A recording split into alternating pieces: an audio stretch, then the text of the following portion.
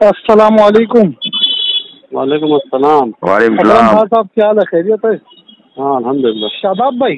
जी बोलिए बोलिए सिद्दीकी उस्मानी साहब। साहब, अकरम भाई है लाइन पे हैं। जी जी माशाल्लाह। खान साहब क्या हाल है? बढ़िया है, आप सुनाओ। कहाँ है सर?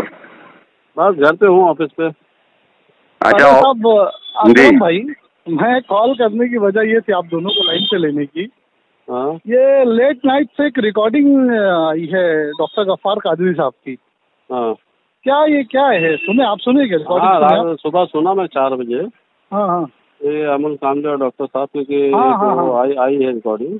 हाँ हाँ। लेकिन अभी जो काम हुआ है ये जी जी। मेरे समझ के बाहर एकदम चल रहा है। नहीं तो इसमें अकरम भाई, ये अमुल कामले जब ये 29 तारीख का जो प्रोग्राम हुआ अपना, हाँ उसके दूसरे दिन अमुल कामले की आपकी बात हुई थी ना चालू से? उन्होंने डॉक्टर साहब से बात किया था ना? अमल कामले खुद मेरी ऑफिस पे आकर हाँ ये बात बोले कि जब ये प्रेसिडेंट जो लिख के चले गए थे सोशल मीडिया के ऊपर और ऊपर स्टेज पे बोलकर, तो बोले मैं ये बात की कंप्लेंट किया, तो बोले अब बताओ मैं क्या कर सकता हूँ। अब हो गया ये बात हुई थी कामले से और डॉक्टर साहब से। नहीं, 17 तारीख को आप भी गए थे ना और औरंगाबाद ये गए थे ना? 16 तारीख को, अभी ये जो 5वें रमजान को 16 तारीख को जब मैं गया था तो भी मेरी बात हुई, तो बोले उसका इस्तेकबाल करो, फूल और हार करो। कौन? डॉक्टर गफ्फार साहब बोले? डॉक्टर गफ्फार साहब बोले कि फूल और हार करो उसका। तो फिर मैं आगे 7 तारीख को कर दिए, 19 तारीख को कर दिया। जी जी जी। नहीं तो क्या मतलब ऐसा क्या है? मतलब इतना खतरनाक यू टर्न क्यों मार दिए? अब ये तो गफ्फार सुपारी लिए सुपारी। हाँ शादाब भाई। डॉक्टर साहब किसके चम्मच बने हुए समझ में आ रहा है ना?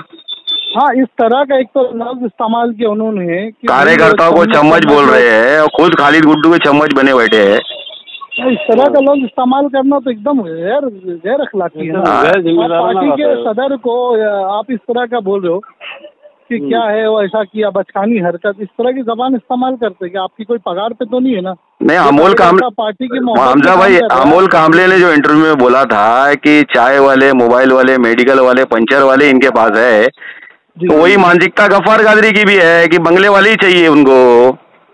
बिल्कुल, तो दिख क्या रहा है? समझ में आ रहा है ना अभी? हाँ बिल्कुल बिल्कुल। एक उनकी जबान भी फिसल गई और हाथ से उंगली भी फिसल गई थी उनकी।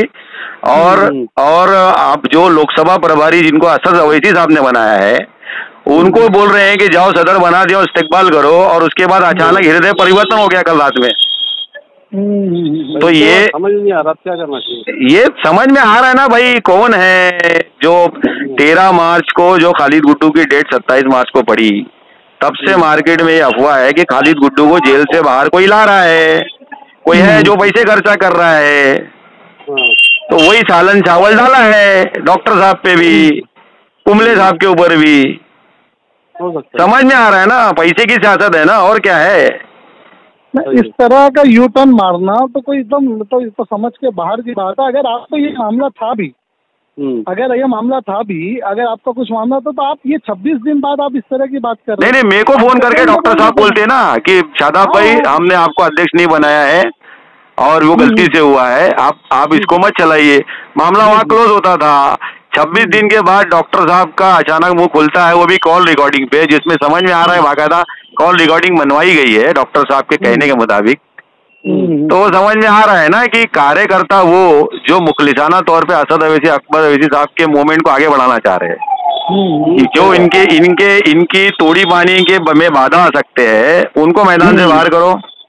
लेकिन असल हकीकत ये है शादाब भाई कि देखो, हम लोग तो 2012 से अल्हम्दुलिल्लाह सब पुराने ही साथी हम लोग। बिल्कुल बिल्कुल। हम लोगों को ये तमाम चीज हक परस्ती की वजह से ऐसे बहुत आए बहुत गए जिनकी सोच ये रहती है कि इनको खरीद तो सकते नहीं है, इनको किसी तरह प्रेशराइज करके भगाया जाए।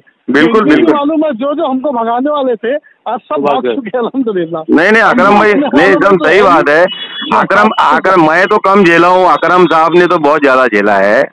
और भाई 2014 में जो आदमी 15 वोट पाया है, उसके बावजूद आज तक मजलिस इत्तेहादुल मुस्लिमीन में एक सिपाही बन के काम किया है। तो वो तो समझ में आ रहा है ना, यही था।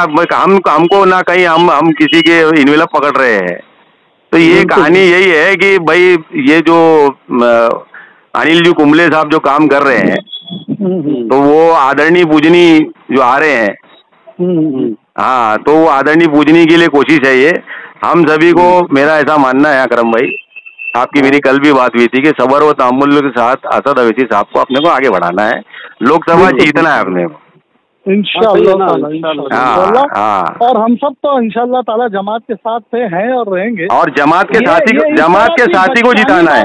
इस तरह की जो बचकानी रिकॉर्डिंग आई है, हमको इंशाअल्लाह ताला हमारी जात से सब कोई फर्क नहीं पड़ता। नहीं, फर्क नहीं पड़ता अपने को, ऐसा रिकॉर्डिंग बहुत चलते रहती है। हाँ, बहुत चलते रहते हैं। डॉक्टर साहब जब से अकरम भाई को लोकसभा प्रभारी बनाए हैं, सिवाय बीड़ी गांडी के डॉक्टर साहब ने कुछ किया है क्या अकरम भाई? अरे भाई एक बात बताओ, खाली लड़ा बुझा रहे हैं। अरे यार, कैसे अध्यक्ष हो भाई तुम? अगर कार्याध्यक्ष हो तो यार हमको जोड़ने का काम करो ना, तुम तो आपस में हमको भिड़ा दे रहे हो। बिल्कुल। हाँ, और इस तरह हकारत से बात करना कार्यकर्ताओं को जलील करना, ये कहाँ उसका जेब देते? कौन सी ऐसी आदत होती है? गाली गलौज करके बात करना कार्यकर्ता से, क्या कोई पगार पे है क्या? पगार आ रही है क्या पार्टी से? आदमी अपना वक्त दिया, अपना साल दिया, अपनी कुर्बानी, अपना पैसा, अपना वक्त लगाया, पिछले तकरीबन 12-13 साल से। क्या ये दूसरे की गाली सुनने के लिए है क्या आदमी? बचकानी रिकॉर्डिंग है वो, उससे हमको कोई फर्क नहीं पड़ता। इंशाल्लाह शाम में मुलाकात करते हैं भाई। अगर रिकॉर्डिंग की बात थी ना, जी, तो डॉक्टर साहब को हम लोग से बात करना चाहिए था कि तुम लोग प्रेसिडेंट मत लिखो, काय को वही 26 दिन बाद रिकॉर्डिंग चालू कराने क्या बात है बेवकूफ जैसी एकदम। और कार्यकर्ता को इस तरह का बोलना नहीं लिखते, काय को लिखते, शताब्दी नहीं लिखता। नहीं, कार्यकर्ता को चम्मच बोलना, तुम किसके चमचे हो भाई? सही बात है। तो खैर इंशाल्लाह, मैं क्या बोल रहा हूँ, रात में मिलते हैं।